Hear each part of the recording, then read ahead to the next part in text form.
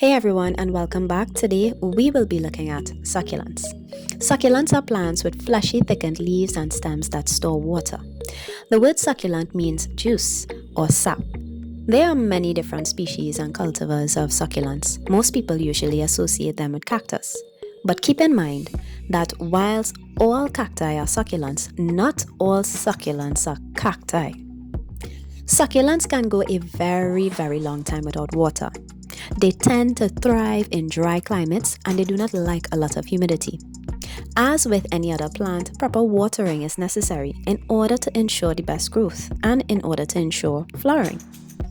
While they do not need water to survive, they can endure extended periods of drought, relying on the stored water and nutrients that are in their leaves. If, however, the roots are sitting in a lot of water or sitting in water for too long, these roots will eventually rot and die. Extreme temperatures, as well as a lack of water or sunlight, can often result in a color change for succulents. Succulents tend to blush or turn a different color when they are given a shock, such as more sunlight than they are used to. Generally, when succulents are lacking in sunlight, they can be dull or green or very pale. When they are given full sunlight, you would see them fully blushing, and these colors usually range from pinks, oranges, and purples. Some of them even turn black or even red.